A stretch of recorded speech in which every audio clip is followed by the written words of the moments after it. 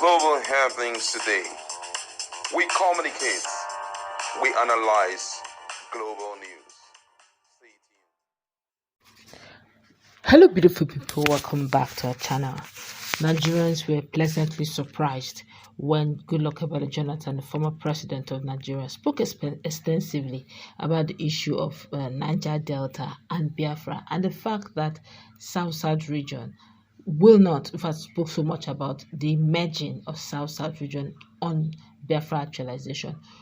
But this reaction is quite different from what most Nigerians were expecting. Of course, I want to give you quick reasons, quick details, of course, what transpired and why the former president of Nigeria, spoke concerning this particular, news that has gone very viral. Now, this was the news that went viral, and hear what he said about this very news that was credited to him. And he spoke this without mentioning words. But let's hear the news first that is going viral, that they said he said. Now, according to the news, Goodluck Ebele Jonathan, former Nigerian president, has stated that Niger Deltans will not subscribe to the Biafra nation because of fear of subjugation. Jonathan, who delivered the lecture on Sunday at Texas, United States, said that the Niger Deltans will remain indivisible with Nigeria than joining forces with Biafra and splitting the country. The former Nigerian president highlighted some reasons for his position, such as leadership, capital of the proposed nation, language, and fear of annexation. Jonathan pointed out that Biafra may not be better for Niger Deltans because Niger Deltans may end up leaving one form of subjugation for another, stressing that the argument Igbos have made for their freedom is the desire to be free from Hausa Yoruba domination. According to Jonathan, that argument also applies to the average Niger Deltan. Igbo, no doubt, will be the major ethnic group if Biafra is actualized. Ijos may have a stake due to their numbers. What about the Ogonis, the Urobos, Isokos, Isakiris, the Efiks, and so on and so forth? Where would they fit in at the national level? The sad reality is that another Nigeria will just be made manifest and resentment will build up. What will really be the fate of the minorities? Will they fare better in Biafra or alone? In Nigeria, big groups such as Igbo, Yoruba, and Hausa checkmate each other's excesses very well. Who will checkmate that of Igbos in the new nation? Where will the capital be located? If we are to follow the notion of central location, the capital of Biafra won't be Enugu, but around Umuahia Ikorekwane axis. Will Igbos allow their capital to be sited in a non-Igbo location? So how and why were they included in the proposed map? Little things like this bring distrust, and I understand that many of these non-Igbo regions have disowned the map and pledged allegiance to Nigeria. The declaration by the Delta State government is a case in point. I see this as forceful exonation. The so-called Biafra have also not done much. Biafrans have also not done much in calming the nerves of the people of the annexed regions. I've seen comments such as, if you don't like it, go and stay in Sokoto. All land in the south is Biafra land, and so on. Is it not ironic that a group of people who want freedom want to annex others? What languages will be made the official language of the new nation? I have seen several posts by Biafrans where Igbo was proposed as the official language of the new republic. What then will happen to other languages such as Yoruba, Isoko, Okwe, Efik, Ibibio, Oron, Ogoni, Eleme, Okrika, Kalabari, Beni, Ishan, and so on? Will they die off because of Igbo? Certainly not. English is made the official language. The Igbo majority factor will kick in. If your name isn't Chukwuemeka or Lise, Amarachi or Nneka, and so on and so forth, you won't get any appointment, nor shall you be recognized. These are the things we can't deny. We are very ethnocentric in Africa. Speaking further, the former president asked, what have Igbo nation done for Niger Deltans to gain their trust? Noting that every day he see Igbo youths making enemies where there is none.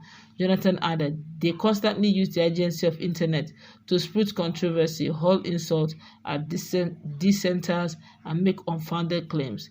There is this general air of mistrust for Igbos by some Niger Deltans, particularly by Yoruba, Isoko, and Bini people. What have Igbos done to checkmate this?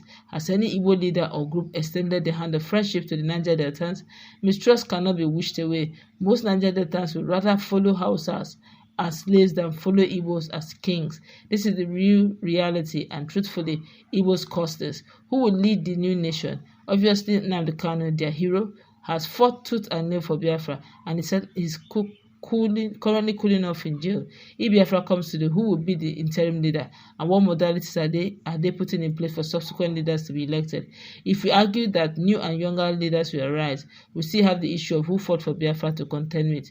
Most pro-Biafrans will not allow someone who sat at the periphery of the struggle to just come and weasel power away from the heroes of Biafra. If this is true, then we will not have a proper democracy in Biafra. Now, this was what was peddled on the social media. This was what was being sung out there. That is exactly what Goodluck Ebele Jonathan, the former president of Nigeria, said. But now he has debunked this, insisting that he never said this. In fact, an angry Goodluck Ebele Jonathan, quite very shocked, had dismissed this viral news of his comments on one proposed Biafra nation and Niger Delta as very fake.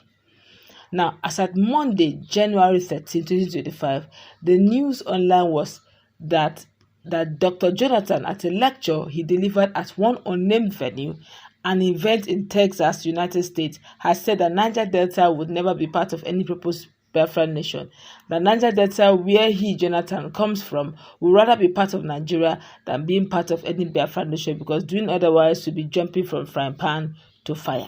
But the former president, in a statement signed on his behalf by his spokesperson, Eze, said he never spoke anywhere on or about the Niger Delta and the proposed Biafra nation.